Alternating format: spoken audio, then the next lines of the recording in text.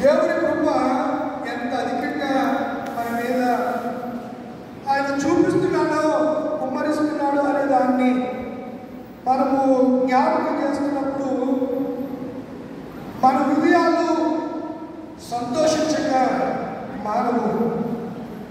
సంతోషించి మనం ఏం చేయాలంటే భక్తులు వేయాలి. ఎందుకనగా దేవుని సన్నిధిలో పూర్ణ సంతోషం కలదోనే సంగతి నేను జ్ఞాపకం చేస్తున్నాను.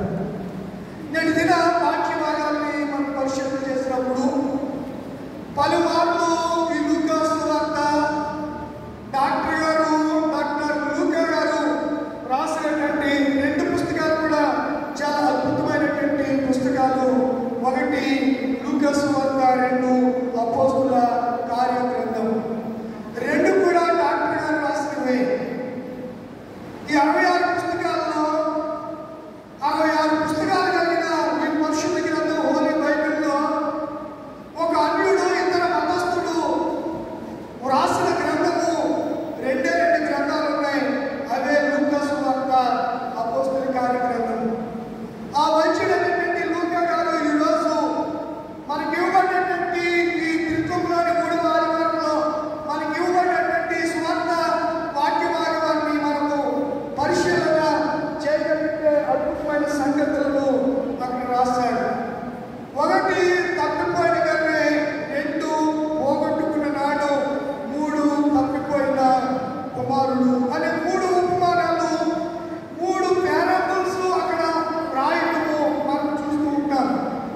3 కూడా కొన్ని వచనాల్లో ఉంటే మొదటి 2 ఉపమానాలు 10 వచనాల్లో దాగి ఉంటే 10వ వచనాల నుంచి చివరి వచనం వరకు పెద్ద ప్యాసేజ్ తప్పిపోయిన కుమారుడు గురించి వ్రాయబడినట్లుగా లూకా సువార్త 15వ అధ్యాయంలో మనం చూడగలుగుతూ ఉంటాం.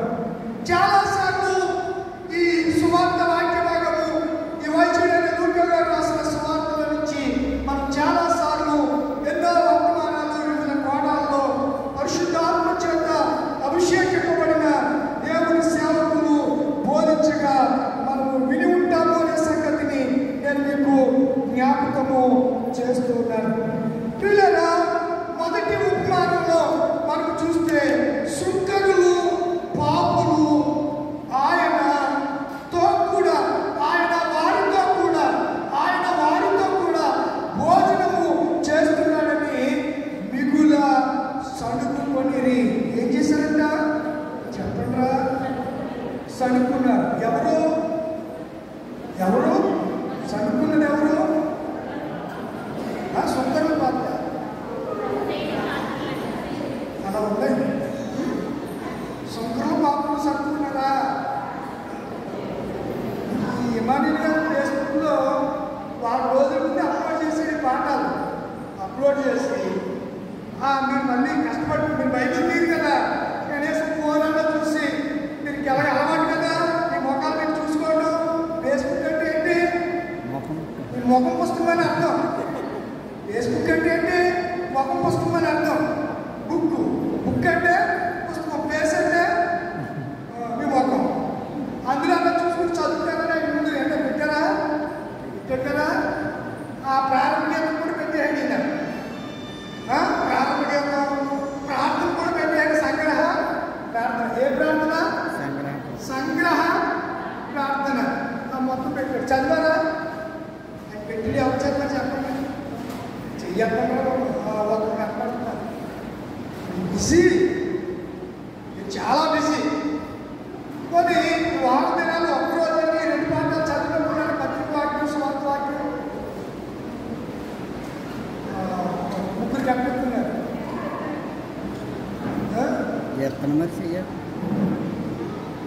ఆలోచించండి. మీ ఆధ్యాత్మిక జీవితానికి ఏ మిత్రం క్షేమకరం కాదు. అభ్యాసం ఉండాలి. చదవాలి. అర్థం కానప్పుడు పరిశుద్ధాత్మ దేవుడిని అడగాలి. ఆయన మీకు బోధించి సర్వసంచలోకి నడిపిస్తాడు. అర్థం కాదని ఆయనే తెలియజేస్తాడు. మిమ్మల్ని అడగడం చాలా అనవసరం. సరే, వారు సడుకున్నారు. సుంకరులు,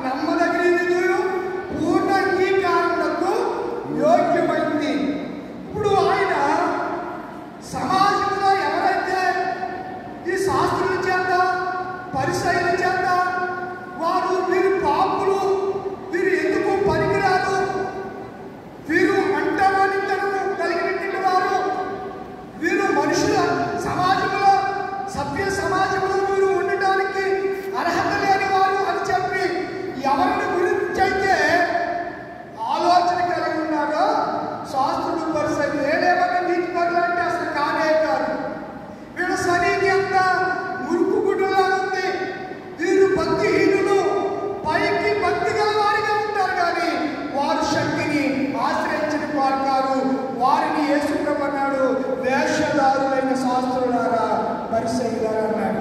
ఏమన్నాడు? శాస్త్రులారా, పరిసయ్యులు మీరు ఏ వేషం వేసుకుంటారు? వేషధారణ, వస్త్రధారణ. మీరు పైకి మాత్రమే మీ వేషము, మీ భాష ఇవి కనబడతాయి, కానీ లోపల మీరు క్రూరమైన తోడేళ్ల స్వభావం కలిగిన వారు. అసూయ పరులు మీరు సడుకుంటారు. సడుగుడు అనే పదానికి తెలుగులో గుసగుసలాడుట అని అర్థం, లేకపోతే పడుకోవడం అని అర్థం, లేకపోతే అసంతృప్తిని వ్యక్తం చేయడం అని అర్థం, కోపాన్ని తక్కువ స్వరముతో వ్యక్తం చేయడం అని అర్థం, ఏదో ఒక విషయం గురించి అసంతృప్తిగా మాట్లాడడం అని అర్థం. కనుక వీళ్ళు ఏం చేస్తున్నారంట? సడుకుంటున్నారంట. ఎందుకు సడుకుంటున్నారు? నేపథ్యం ఏంటి? ఇది అర్థమైతే మీకు 15 అధ్యాయం అంతా కరెక్ట్గా అర్థమైపోతుంది. ఎందుకు యేసుప్రభు వారు ఈ 3 ఉపమానాలు చెప్పారు? ఏమేమి ఉపమానాలు చెప్పండి? చెప్పండమ్మా. 3 ఉపమానాలు ఉన్నాయి అందులో. ఈరోజు మనం ధ్యానించిపోయే ఉపమానాలు ఏంటి? 2. రెండింటిలో మొదటి ఉపమానం ఏంటి? గొర్రెలో తప్పిపోయిన. రెండోదేంటి? పోగొట్టుకున్న. గొర్రె ఎక్కడ తప్పిపోయింది చెప్పండి రా. గొర్రె ఎక్కడ వేట? అరణ్యంలో. నాని ఎక్కడ తప్పిపోయింది? పోగొట్టుకుంది. తప్పిపోలేదు, పోగొట్టుకుందంటే అశ్రద్ధ. ఆ స్త్రీకి ఏముంది? సంఘానికి ఈ దినాల్లో అశ్రద్ధ ఎక్కువైపోయింది, శ్రద్ధ లేదు. సంఘం సమయానికి ఎక్కడ రావట్లేదు? దేవుడి సన్నిధానానికి రావట్లేదు. ఇక్కడ స్త్రీ అంటే సంఘానికి సాదృశ్యంగా ఉంది, గొర్రె నీకు నాకు సాదృశ్యంగా ఉంది. ఈ లోకమైన అరణ్యంలో ఒక గొర్రెగా నువ్వు ఉంటే, నువ్వు తప్పిపోతే మరలా తిరిగి నువ్వు దేవుడి దగ్గరికి రావట్లా. రాని కారణం చేత కాపరి ఏం చేస్తున్నాడంట? 99 గొర్రెలు ఉన్నా సరే ఆ 100 గొర్రెల్లో తప్పిపోయిన ఆ గొర్రె వరకు 99 గొర్రెలు విడిచిపెట్టి ఎక్కడికి వెళ్తున్నాడంట? తప్పిపోయిన దాన్ని వెతకి పట్టుకు రావడానికి అరణ్యములో అది ఏ దారిలో ఎక్కడికి వెళ్ళిపోయిందో, ఏ ముళ్ళ పొదల్లో అది చిక్కుకుందో, ఏ క్రూర మృగాల బారిన అది పడిపోయిందో, ఏమైపోయిందో అని బాధ్యత ఎవరికి? గొర్రెల కాపరికి. 99 గొర్రెలు ఉన్నాయి కదా, పోతే పోయిందిలే ఒక గొర్రె అని అనుకోవట్లేదు కాపరి. చాలా మంది నేడు దినాల్లో ఆ పోతే పోయిందిలే అని అనుకుంటున్నారు. సంఘంలోని బిడ్డలు ఈ సంఘాన్ని విడిచి ఇంకో సంఘానికి వెళ్ళినప్పుడు సంఘం కాపర్లు పెద్దలు ఏమనుకుంటారంటే, ఆ పోతే పోయాడంటే వాడి వల్ల ఏముంది, పోయాడులే అని అంటున్నారు. కానీ పరిశుద్ధ గ్రంథ బైబిల్ యేసుగారి గ్రంథం 34వ అధ్యాయంలో ఆయన గొర్రెలని వెనక్కి తోడుకుని వస్తారంట. చెదిరిపోయిన గొర్రెలని, తప్పిపోయిన గొర్రెల్ని మప్పు దినమందు ఎక్కడెక్కడికి వెళ్ళిపోయాయో, చీకటిలో ఎక్కడెక్కడికి దారి కాక వెళ్ళిపోయాయో వాటినన్నిటినీ వెతికి ఎక్కడికి తోడుకొస్తాడు? మందలోనికి తోడుకుని వస్తాడు. మంచి కాపరి ఒక లక్ష్యం. ఇలా తోడుకుని వస్తున్న ఈ క్రమంలో ఈ భక్తిహీనులైనటువంటి శాస్త్రులు పరిసయ్యులు సడుగుతూ ఉంటే అప్పుడు ఆయన ఉపమానాన్ని, ఈ 3 ఉపమానాలు చెప్పాడు. అందులో 2 ఉపమానాలు ఈ దినాన్ని మనము ధ్యానము చేయబోతున్నాం. కనుక సడుగుట అనే అంశాన్ని మనము ధ్యానం చేయబోతున్నాం. ఎందుకు సడుగుతూ ఉన్నారో ఒక మాట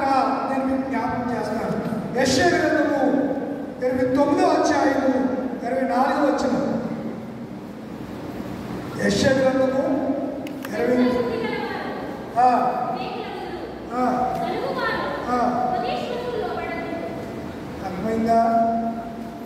అర్థమైందా? సడుగువారు ఉపదేశం అంటే వాక్యం. సడుకునేవాడు దేనికి లోబడ్డట చెప్పండిరా? ఉపదేశములకు వాక్యములకు లోబడడు. కనుక చాలాసార్లు ఇక్కడ వాక్యం చెప్తా ఉంటాను ఏంటంటే చెవుల్లో కొరికేసుకుంటూ ఉంటారు, మాట్లాడుకుంటూ ఉంటారు. సడుగు చాలా భయంకరమైనటువంటి వ్యాధితో సమానం. కనుక సడుగు అనేది, సంశయం అనేది మన జీవితాల్లోకి ఉండకూడదు. అలా సడుకునేవారు దేనికి లోబడరు? ప్రభువుకి లోబడరు, ప్రభు మాటకు లోబడరు, ప్రభు వాక్యములకు వారు లోబడరు. వారంట అసలు వాక్యమునే ఆలకించరట. 106వ కీర్తన 25వ వచనం.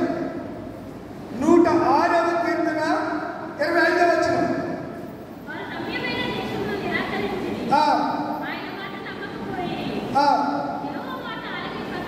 యెహోవా మాట ఆలకింపక ఏం చేశారంట చెప్పండి? యెహోవా మాట ఆలకింపక వారు తమ గుడారములో, ఎక్కడంట? దేవుని ఇల్లుని గుడారంలోకి వచ్చి సరిగే వాళ్ళు ఉన్నారు. దేవుడు వారికి అనుగ్రహించి గుడారంలో కూడా సరిపోయేవారు ఉన్నారు. ఇప్పుడు జ్ఞానం ఎక్కడ పోగొట్టుకుందామే? గుడారంలో, ఇంట్లో పోగొట్టుకుంది. గుడారము ఇల్లు ఇంట్లో పోగొట్టుకుంది. ఇంట్లో పోగొట్టుకుని కొన్నిసార్లు పోగొట్టుకుని మర్చిపోయి వాళ్ళ ఇంటికి అమ్మాయి వచ్చేటప్పుడు వాడు ఎత్తుకుపోయాడను, ఒకవేళ ఆయన ఇదైతే పట్టుకెళ్ళి తాకాటంటే వేయడను, ఇంకా రకరకాలుగా అది దొరికేవాళ్ళు ఏం చేస్తూ ఉంటుంది? అమ్మ చెప్పండిరా, ఏమి చేస్తుంది? సడుక్కుంటూ ఉంటుంది, పడుకుంటూ ఉంటారు, అట్లు తోపు సడుక్కుంటుంది, వంట చేస్తా సడుక్కుంటూ ఉంటుంది. ఇదే పని, ఇంకా సడుగుడే సడుగుడు, సడుగుడు సడుగుడే, సడుగుడు బడుగుడు. ఇలాంటి వాళ్ళు కూడా నేటి సమాజంలో మన గృహాల్లో మనకి కనపడుతూ ఉంటారు. మనకి ఏమనకూడదు? సడుగుడు అనకూడదు. ఎవరు సడుకున్నారు? ఎవరు సడుకున్నారు? ఇక్కడ పాటలు ఎవరు సడుకున్నారు? శాస్త్రులు. మీరు సడుకుంటున్నారంటే మీకు కూడా ఆలే, మీకు ఆ జబ్బు ఉందంటే మీరు కూడా ఆలే. తేడా అంటలే మిమ్మల్ని, మాడ అంటలే మిమ్మల్ని, మీరు ఆలే అంటున్నారు. ఆలే అంటే శాస్త్రులు, పరిసయ్యులు అంటారు.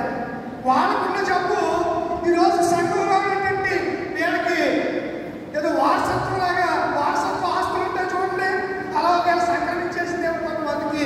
ఈరోజైనా సనుక్కోవడం మానేయండి, కొనుక్కోవడం మానేయండి. మన ఆదివారం పాటలో వాళ్ళు ఏం చెప్పారు? సాకులు చెప్పారు. మర్చిపోతారులే, మీరు బిజీ కదా, క్షణం తీరిక లేదు. డబ్బుని చెప్పండిరా, ఆదాయం పోగొట్టాలి. అందుకే తీరిక లేకుండా ప్రయాసపడిపోతున్నారు. అంతే. ఒకడు లోకమంతా సంపాదించుకుని తన ప్రాణం పోగొట్టుకునే వాడికి ఏమి ప్రయోజనం? ఈ దిన పాఠంలో సడుకునే వాళ్ళు ఎవరు అంటే శాస్త్రులు. ఎందుకు సడుకుంటున్నారని అంటే ఒక పాపి మారు మనసు పొందుతున్నాడు. చాలా చోట్ల వాక్యం అయిపోయిన తర్వాత ఆల్టర్నేటివ్ ప్లేన్లో, ఆల్టర్కాల్ ప్లేన్లో అమ్మ మారు మనసు పొంది బాప్తిసం పొందాలని వాళ్ళు చేయొద్దంటే చేయొద్దు ముందుకు రమ్మంటారు. ముందుకు వచ్చి వాళ్ళు తీర్మానం చేసుకుంటారు. తీర్మానం చేసుకునే వాళ్ళ కోసం ప్రార్థన చేయండి, ప్రార్థన చేస్తారు. అంటే వాళ్ళు ఒకప్పుడు సడుకునేవారు, పడుకునేవారు, కానీ వాక్యుని వారి మనసు పొంది బాప్తిసం తీసుకోవాలంటే వాళ్ళకి ఏం చెప్పండి? ఆటంకం. వాళ్ళు బాప్తిసం తీసుకోకుండానే అడ్డగిస్తూ ఉంటారు కొంతమంది శాస్త్రులు. వరిసే అభ్యంతరాలు రాకుండా ఉండవు, కానీ అవి ఎవరి ద్వారా వస్తాయి? ఆ మనుషులకి శ్రమ. ఇలాంటి వాళ్ళందరినీ కూడా ఇలాంటి శాస్త్రులు పరిచయాలన్నా యేసయ్య ఏం చేస్తానన్నాడో ఒక మాట మీకు చదివించి వాక్యం కొన్ని విషయాలు చెప్పి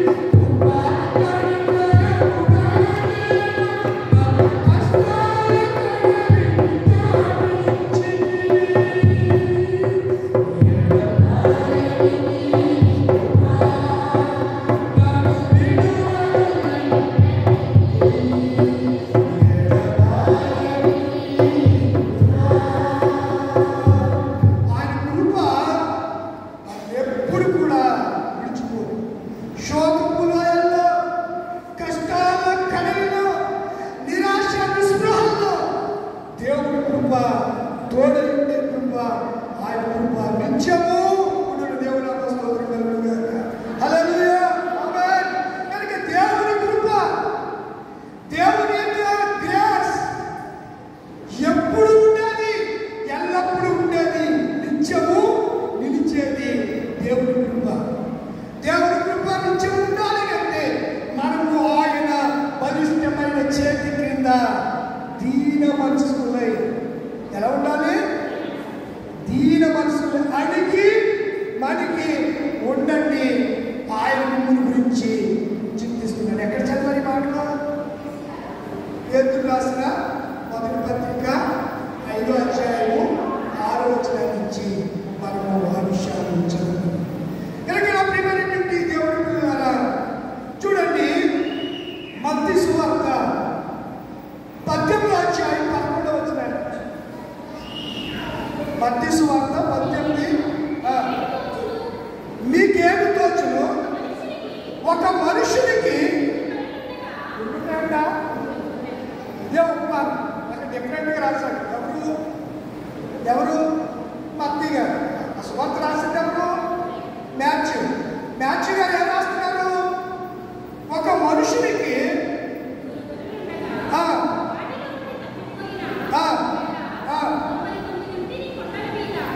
ఎక్కడ విడిచిపెట్టేస్తాడంట? కొండల మీద. ఇందాక గొర్రె ఎక్కడ తప్పిపోయింది? అరణ్యం. ఇప్పుడు గొర్రెలను ఎక్కడ మేపాలి?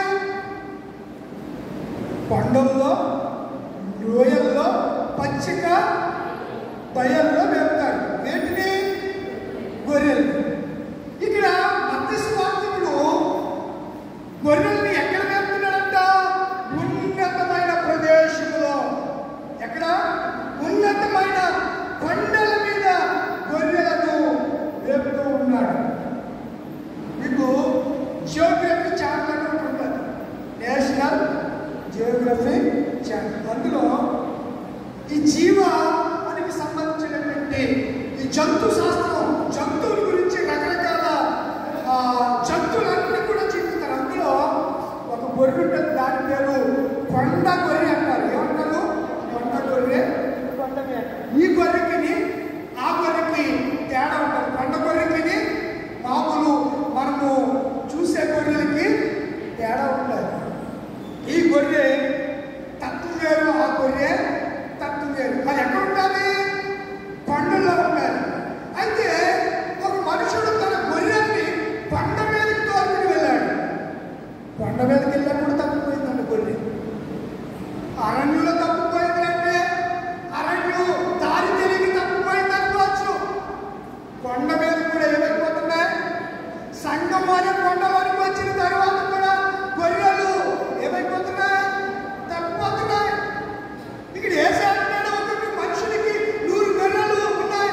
అతడు మిగతా 99 గొర్రెలు కొండ మీద విడిచిపెట్టి తప్పిపోయిన గొర్రెకి వెళ్ళాడు, వెతికాడు. అది దొరికినప్పుడు సంతోషించాడు.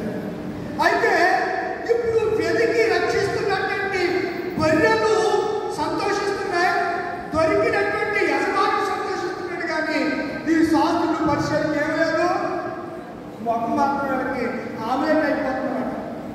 చపాతి మొక్క అయిపోతుంది. ఏమో చపాతీని కాదు ఏమవుతుంది? అంతేకాదు ఇంకోటి చపాతి మాడిపోతుంది.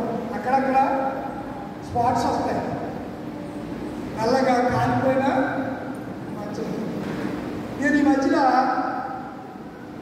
ఒక ప్యాన్ గురించి చదివాను. సైంటిస్టులు చెప్తున్నాడు క్యాన్సర్ వ్యాధి వచ్చిందండి. ఏ వ్యాధి? క్యాన్సర్.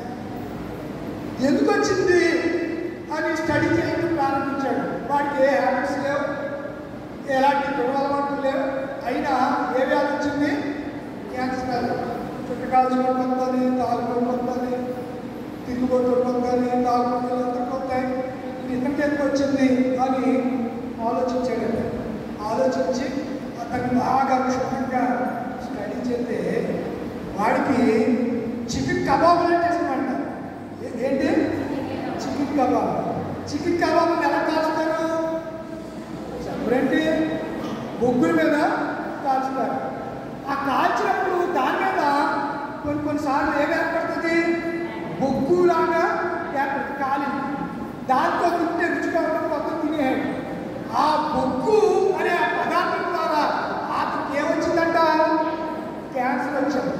అందుచేత బాగా కాల్చేసుకుని కందనకాయలు అవి ఇవి బాగా కాల్చుకుని తిన్నారనుకోండి ఏమవుతుంది? మా చిన్నప్పుడు మా గోడల్లో పెళ్ళిళ్ళకి పందులు కోసేవారు. ఆ పందులు కోటంటే పందు ఆరులు ఉంటాయి కదా, ఏముంటాయి? కోరుకు ఆ స్కిన్తో ఉన్నటువంటి ఆ తెల్లకి దాని ఉప్పు కారం బాగా తగ్గించి ఆ పొయ్యి దగ్గర కాల్చుకుని తింటారు. ఎవరు చెప్పండి? ఆ పక్కనే ఆ రోజుల్లో సురాపానకం. ఏ పానకం? సురాపానకం అంటే ఏంటల్లా? సురాపానకం అంటే ఏంటి? కళ్ళు. ఏంటి? కళ్ళు. అక్కడ అది ఉంటుంది. తాగుతూ మందు అడుగుతునేవాడు. అప్పుడు వ్యాధులు ఎలా వచ్చావో నాకు తెలిసేది కాదు. ఇలాంటి ఇంటి తింటే ఆ రోజులు కూడా క్యాన్సర్ వ్యాధులు ఉన్నాయి. ఏది లేకుండా ఏం లేవు. కాకపోతే అప్పుడు టెస్టులు లేవు కాబట్టి ఇది ఏ చెప్పో మీరు హాస్పిటల్కి వెళ్ళారనుకోండి, ముందు డాక్టర్ ఏం చేస్తాడు? టెస్టులు రాసాక వైద్యం చేస్తాడా? వైద్యం చేసే టెస్టులు రాస్తాడా? చెప్పండిరా. టెస్టులు అయిపోయిన తర్వాత ఏమీ లేకపోతే చావుతో సరదాగా చెప్పినట్టు అప్పటికే టెస్టులకే ఒక 5,000 10,000 అయిపోతాయి. ఏమీ లేదు, ఇన్ని మందులు ఇస్తున్నాను, ఈ జాగ్రత్తగా వాడు అంటాడు. మనకేమన్నా ఎలా ఉంటుంది? ఏమీ లేదు, ఇన్ని టెస్ట్కి ఇంటికి వచ్చిన తర్వాత తిన్నే హాస్పిటల్కి వెళ్ళాలి. ఏమీ లేదు కానీ టెస్ట్ 10,000 అయితే తిన్నే అక్క 10,000 అయిపోయి అని ఇలా గురించి మనం చెప్తూ ఉంటాం. చాలాసార్లు మన జీవితాల్లో జరిగే విధానము ఇదే. కనుక మనం ఆలోచన చేస్తే పరిశుద్ధ గ్రంథంలో కొండలో తప్పిపోయాయి, అరణ్యంలో తప్పిపోయింది, ఇంటిలో కూడా 3 ప్రదేశాలని ప్రాదేశిక ప్రదేశాలని మనకు బైబిల్ గ్రంథంలో లిఖితం చేయబడింది. ఆ తప్పిపోయినట్టు దొరికిందట. ఎంతో సంతోషించారట. ఈ తప్పిపోయిన గొర్రెలు ప్రభువు దగ్గరికి వస్తూ ఉంటే శాస్త్రులు పరిసయ్యులు సడుకున్నట్టు నా విధానం చూస్తే వీళ్ళు ఎప్పటి వరకు సడుగుతారంటే మత్తయి సువార్త 13వ అధ్యాయము 41వ వచనం. 13వ అధ్యాయం 41వ వచనం. మనిషి కుమారుడు తన దూతలను పంపును, వారు సంఘములో నుండి క్రీస్తు యొక్క రాజ్యములో నుండి ఏంటంటే ఆటంకాలు కలిగేయాలి. ఇది చెయ్యాలి, ఇది చేయకూడదు, ఇలా చెయ్యాలి, అది బైబిల్లో లేకపోయినా ఇలాగే చెయ్యాలని చెప్పి ఆటంకం కలిగి చేస్తున్నారే. సకలమైన వాటిని ఎవరంట? ఈ ఆటంకాలు కలిగి చేసేవారు, అభ్యంతరాలు కలిగి చేసేవారు ఎవరంటే శాస్త్రులు పరిసయ్యులు లాంటి వారు సంఘంలో ఉన్నారు. వారిని బైబిల్ ఏం చెప్తున్నారు? దుర్నీతి పరులు. ఏ పరులు? దుర్నీతి పరులను సమకూర్చి ఎక్కడెత్తారంట? అందుకని సంఘంలో ఎవరైనా ఆటంకం పడితే వాడిని ఎవరికి అప్పగించేయాలి? ఎవరికి అప్పగించేయాలి? దేవుడికి అప్పగించేస్తే ఆయన ఒక రోజుని రోస్ట్ చేస్తాడు. ఎందులో పెట్టి అగ్ని కాల్చుకుని తింటున్నాడే, అప్పుడు ఆయన కాలుతాడు. ఎవరు అని యేసు ప్రభు వారు చెప్తున్నారు. ఇప్పుడు సడుపుడే వాళ్ళందరి పరిస్థితి వాళ్ళు ఎవరు అనగా దుర్నీతి పరులు. వారు సంఘంలో ఎలా ఉంటారు చెప్పండి? ఆటంకాలుగా కలిగజేసేవారుగా, అభ్యంతరాలు కలిగజేసేవారుగా ఉంటారు. మరొక మాట, అదే కోణంలో మరొక మాట మీకు జ్ఞాపకం చేస్తాను. రోమీయులకు రాసిన పత్రిక 1వ అధ్యాయం 29వ వచనం. అట్టివారు అంటే ఆటంకపరిచేవారు, సడుకునేవారు సమస్తమైన దుర్నీతి చేతను దుష్టత్వము చేతను లోపము చేత ఈర్ష్య చేత నిండుకొని మచ్చలము నరహత్య కలహము కపటము వైరమును వాటితో నిండిన వారే, పొండ్రెగాడును అపవాదకులను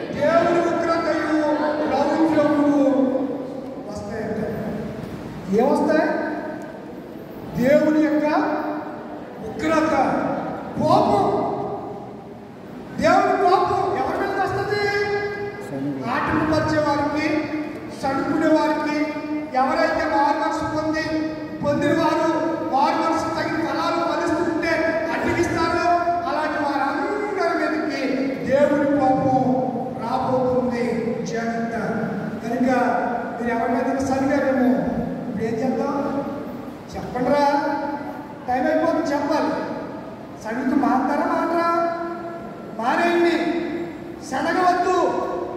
సనిగి వాళ్ళు ఏమైపోయారని చెప్పండి. సనిగి వాళ్ళు ఏమైపోయారు? సంహారకుని చేత వారు హతము చేయబడ్డారు. కొరింథీయులకు రాసిన మొదటి పత్రిక 10వ అధ్యాయం త్వరగా చదవాలి. మీరు సనగకుడి, వారిలో కొందరు సనిగి సంహారకుని చేత. అమ్మా వింటున్నారా?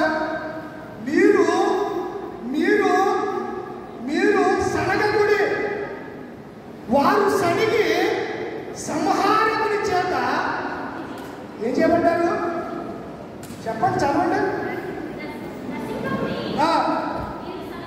మీరు సనగకుడి, మీలో కొందరు సనిగి ఏం చేశారంట? సనిగి సంహారకుని చేత.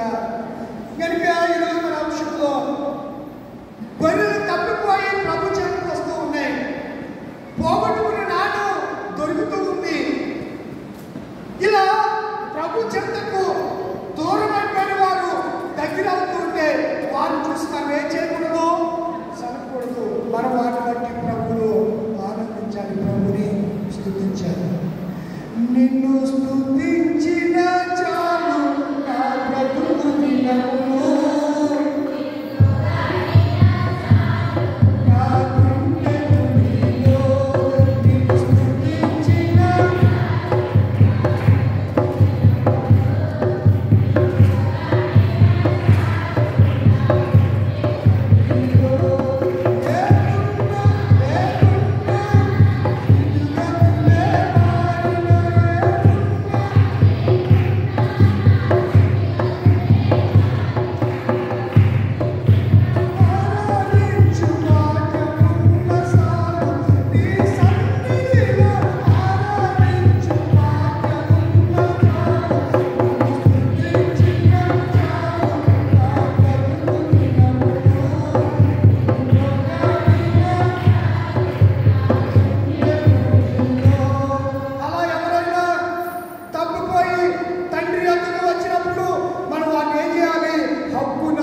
చేర్చుకోవాలి. ఇలాంటి వారి గురించి పరలోకములో అధికమైన సంతోషం. వారు మారు మనసు పొందారు, వారు రక్షణ పొందారు, యేసుని రక్షకుడిగా అంగీకరించారు. ఇలాంటి వారు ఇంకా దేవుని గురించి ఏం చేయకూడదు? చింతించకూడదు. మీ చింత యావత్తు ఎవరిని చేయాలి? ఆయన మిమ్ముల గురించి ఆయన చింతించుతున్నాడు. ఇప్పుడు పత్రిక వాక్య భాగము పేతురు రాసిన మొదటి పత్రిక, నేను మాట చెప్పుకుంటాను చూడండి. పేతురు రాసిన మొదటి పత్రిక 5వ అధ్యాయం. ఇందులో ఎన్ని అధ్యాయాలు ఉన్నాయి? మొదటి పత్రికలో ఎన్ని వచనాలు ఉన్నాయి అమ్మా? ఎప్పుడో చెప్పేశారు. ఎప్పుడు రాశారు అది కూడా చెప్పాలి. మరి ఎన్ని చెప్పినప్పుడు నాకు మర్చిపోయారు అందరినీ. ఎప్పుడు రాశారు? క్రీస్తు శకము 65లో పేతురు ఈ పత్రిక రాసి సిల్వాను చేత ఏ దేశానికి పంపించాడు? మొదటి అధ్యాయం 2వ వచనంలో కొన్ని ప్రాంతాలు ఉన్నాయి. పొత్తు, గలతియా, కపదోకియా, ఆసియా అను 5 దేశాలకు చెదిరిపోయిన యూదులకి ఎవరితో పంపించాడు? 5వ అధ్యాయం 12వ వచనం. మిమ్మును హెచ్చరించు, ఇది దేవుని సత్యమైన కృపని సాక్ష్యము చెప్పుచు సంఖ్యాపముగా రాసి మీకు నమ్మకమైన సహోదరులను ఇచ్చిన సిల్వాను చేత ఈ పత్రికను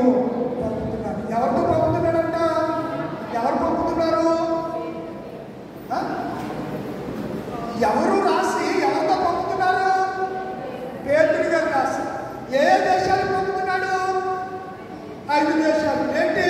పొంతు, ఆసియా, కపదోకియా, బితూనియా అనే 5 కంట్రీస్కి ఒక వ్యక్తి ద్వారా ఏం పంపుతున్నాడు? పత్రిక పంపుతున్నాడు. 5 అధ్యాయాలు 104 వచనాలు కలిగినటువంటి పత్రికను 5 దేశాలకు ఎవరు పంపిస్తున్నాడు? విద్య లేని పామరుడు, ఒకప్పుడు చదువు సంఖ్య లేని వాడు, చేపలు పట్టుకునే బెత్సైదా అనే ఊరికి సంబంధించినటువంటి వాడు, రాడికల్స్ విప్లవాత్మకమైనటువంటి గుణ విలక్షణ కలిగిన వాడు, నిపుణమైన బుద్ధి లేని వాడు, చంచలుడు. ఎవరు? పేతురు, పీటర్. ఆయన ఈ పత్రిక రాసి పంపుతూ ఏమంటున్నాడు అంటే 5వ అధ్యాయము 6వ వచనం, దేవుడు సమయమందు మిమ్మల్ని హెచ్చించినట్లు. ఈ మనసు ఎవరికి ఉంటుందంటే మారు మనసు పొందినోడికే ఉంటుంది. ఎవరికుంటా చెప్పండి? మనసు మార్చుకునే వాడికే ఉంటుంది. దీన మనసు అను వస్త్రాన్ని ఏం చేసుకోవాలి? మనం ధరించుకోవాలి. దీని మనసు, సాత్వికమైన మనసు. దీనులు నీ దేవుడు ఏం చేస్తాడంట? హెచ్చిస్తాడంట. ఆ కింద వచ్చిన అంటాడు, ఆయన మిమ్ముల గురించి ఏం చేస్తున్నాడంట?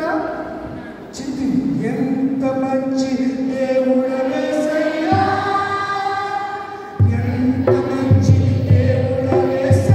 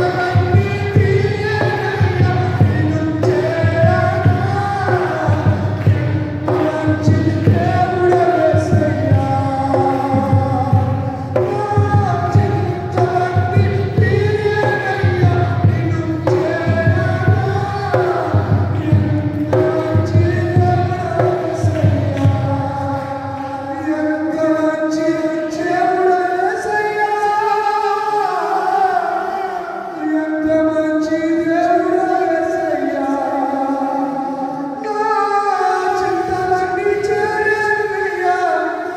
నిన్ను చేరగా, ఎంత మంచి దేవుడవేసయ్యా,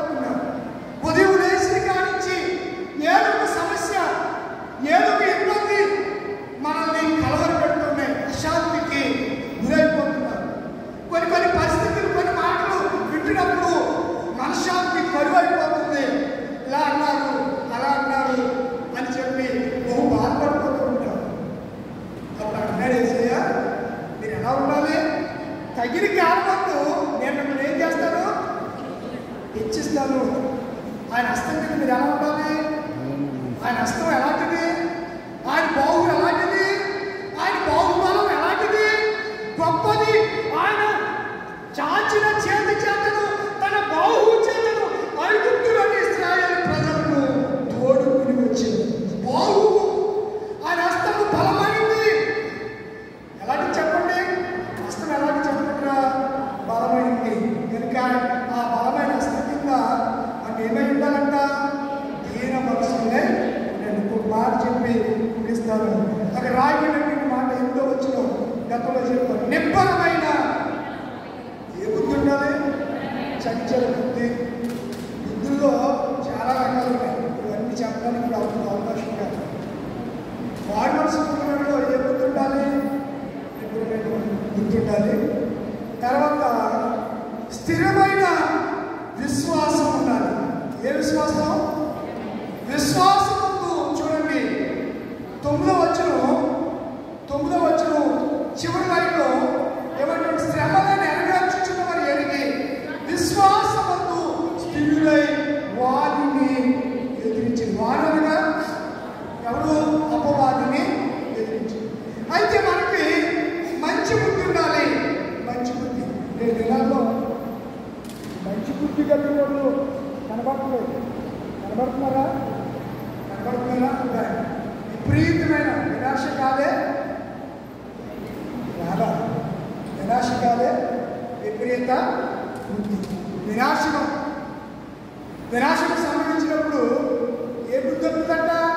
విపరీతమైన బుద్ధి వచ్చేస్తుంది. అయితే మారు మనసు పొందిన వాళ్ళు ఏ బుద్ధి ఉంటుంది? యేసు వైపు తిరిగి రావాలనే బుద్ధి. ఈ విపరీతమైన బుద్ధి వచ్చినప్పుడు వాళ్ళు ఎందుకు వెళ్ళాలి? ఆడు ఇలాగ అన్నాడు కదా అని క్షమించమని ఎందుకు అడగాలి? విపరీతమైన ఆలోచన. కానీ తప్పని కుమారుడు బుద్ధి వచ్చినప్పుడు ఏం చేశాడంట? తండ్రి యొక్కకు తిరిగి. ఈ 3 పాఠాలు అనగా 3 ఉపమానాలు పేతురు గారు చెప్పినటువంటి ఈ యొక్క వర్తమానంలో మనం చూసినప్పుడు ఏం చేయాలంట? తండ్రి యొక్కకు ఇలాంటి వారి గురించి ప్రభు దగ్గరికి వస్తే మన గురించి పరలోకంలో ఏముంటుంది చెప్పండి? మొన్న వాళ్ళకి కిందకి పిలిస్తే వాళ్ళు ఏం చెప్పారు? మన ఆదివారం మాటలు సాకులు చెప్పారు. ఏమని చెప్పారు సాకులు? అలాగే నాకు కూడా సాకులు చెప్తున్నా పిలుచుకున్నప్పుడు ఏమన్నా పొలం కొనుక్కున్నామని లేకపోతే ఎవరు పని ఉందండి అయ్యారు. నేను అడుగుతాను, నేను పని ఉందండి అంటే ఎప్పుడు ఉంటాయి పనులు, ఎప్పుడు ఉంటాయి. మనము ఆదాము దేవుడు చెప్తున్నది, మీరు ఏం చేయాలి? శ్రమటూర్చి కష్టం చేసి భూమిని పండించండి. కష్టపడాలి, శ్రమపడాలి. అవి పడుకోకుండా సుఖం అనిపిస్తే ఆ ధనవంతుడి ప్లేస్లోకి వెళ్తాం. ఇందులో ఎటువంటి సందేహం లేదు. శరీరంలో ఉన్నాం, శరీరానికి శోధనలు వస్తాయి. నమ్మకంగా ఉండండి. శోధన సహించేవాడు ధన్యుడు. కనుక శోధనలో కూడా దేవుడు ఏమిస్తాడు? సకల తీర్పులో భయమేలా క్రైస్తవుడా, ఇక నీవు అపజయముతో బ్రతకనేలా, జయశీలుడు క్రీస్తుడు నీకు జయమును సంకలేదా. భయమేలా క్రైస్తవుడా, నీక నపజయమునా. రారా? ఎన్నో కీర్తనది? ఎన్నో కీర్తన? ఇవన్నీ సంఘాలకు కీర్తన, భక్తి కీర్తనే కాదు. ఎవరికి రాదంటారు దాని నేర్చుకోవాలి. ఎంత 300 పల్లవ పాడి నేర్చుకుందాం. అయిపోయిన టైము పాడండి. నేను ఏ ఛాయలో పాడాను ఆ ఛాయలో పాడాలి. శత్రువైన అమ్మారు వస్తున్నాడు, భయపడద్దు, పాడండి. ఆ పుస్తకం ఒకసారి ఆ పుస్తకం ఆ సంఘాలకు పడుతుంది. అదే ఎన్నో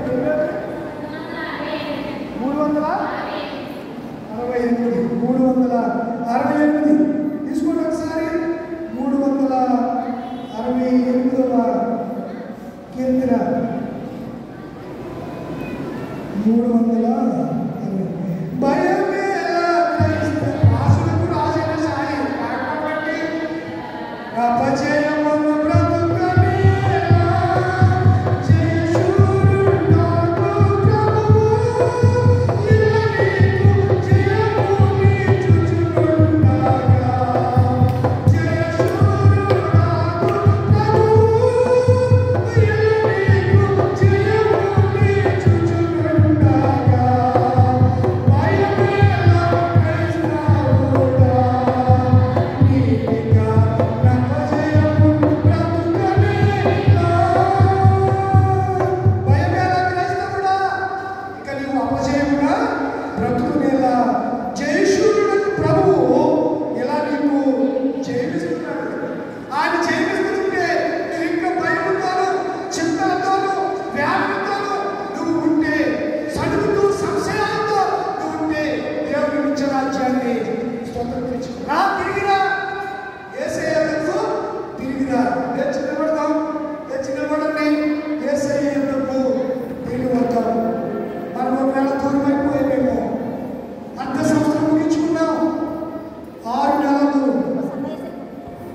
బ్యాక్గ్రౌండ్ మ్యూజిక్ 6 నెలలు దేవుడు అందరూ తల వచ్చేయండి. ప్రభు ఆత్మసారం కాచండి. అద్భుతమైన రెక్కలు కింద 188 రోజులు 2025 సంవత్సరంలో మమ్మల్ని కాపాడుకుంటూ వచ్చారు. 6 మాసాల కాలంలో ఎన్నో భయంకరమైన పరిస్థితులు మా దేశంలో. మాకంటే గొప్పవారు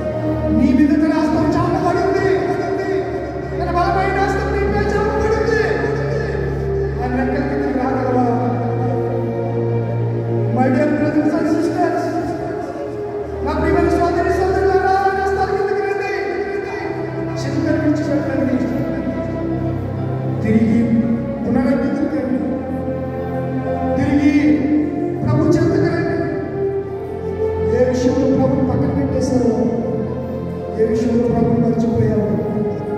లోక సంబంధంగా లోకంలో కలిసిపోయావు, లోకస్తులతో స్నేహం చేస్తున్నావు. విడిచిపెట్టే అబ్రహాము నా స్నేహితుడికి దేవుడు అన్నట్టుగా దేవుడితో స్నేహం చేస్తాడు.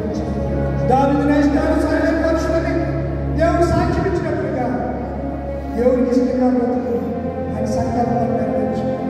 ప్రార్థన చేసుకున్నాను. ప్రార్థన చేసుకున్నాను.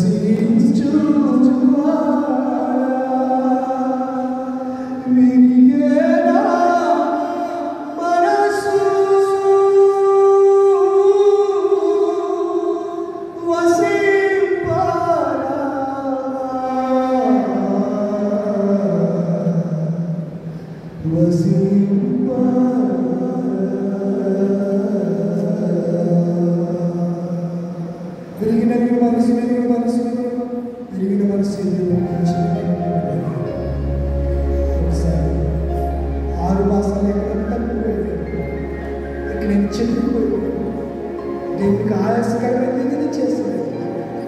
మీ అంతరంగంలో చీకటి మళ్ళీ దాగి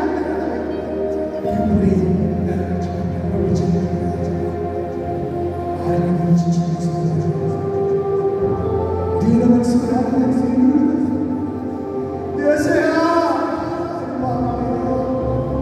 పడిపోయారు, అయిపోయారు. 2007 సంవత్సరంలో 7వ మాసంలో 6వ తారీఖు వాడితో మాట్లాడారు. నేను నీ దగ్గరికి వస్తే నా గురించి పరలోకంలో ఎంతో సంతోషిస్తానని నేను సంతోషపెట్టే మనసు నేను ఆనందింపజేసే మనసు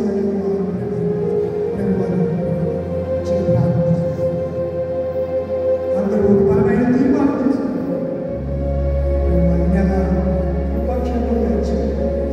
అప్పుడు బాధపడి నా ఆరోగ్య సమస్య నా బిడ్డలు మార్పుకోవాలి. నా భర్త నా మాట దేవుడి మాట నీ మాట మార్పుకోవాలి. నాకు ఇన్ని రెండు కన్నా కృపక్షేమాలను దయచేయండి. నువ్వు నన్ను కాపాడుగా ఉండాలి అని ఒక తీర్మానం చేసుకుని ప్రారంభించాను. పరిశుద్ధుడైన తండ్రి, ప్రేమ మీరు మమ్మల్ని గురించి చింతిస్తున్నారు. చింత యావత్తుగా దీన మనసు ఆ చింత యావత్తుని నేను వేసుకున్నాను. ప్రభు చింతలన్నీ యుద్ధించి ఆనందాన్ని సంతోషాన్ని తీర్మానం చేసుకుని ఒక్కొక్క బిడ్డకు నిలబడి స్థిరమ మంచిని పాదసన్నిధిలో ప్రార్థన చేసుకుని బిడ్డలందరికీ దాయించండి. వారిని వారి కుటుంబాలను ఆశ్రయించండి, ఆశ్రయించండి, ఆశ్రయించండి. ఆశీర్వదించి ప్రభువా, ఆశీర్వదించి దేవుడా, మీరు నీ చేతులకి అప్పగిస్తున్నాను తండ్రి.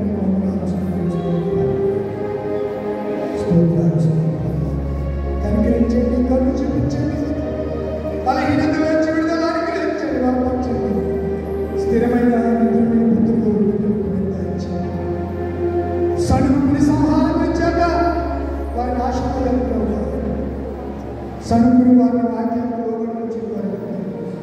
బిడ్డలందరూ సడుగులని వ్యాధి చేత బాధింపబడుతున్నట్టు విడుదల అనుగ్రహించి కృపక్షేమాలు ఈ నెలలోని అద్భుతం చింతించవద్దని చెప్పిన ఆ వాగ్దానం బిడ్డల పక్షంగా నెరవేర్చి చింత యావత్తును నీ మీద వేసి ముందుకు కొనసాగి కృపదాయించండి.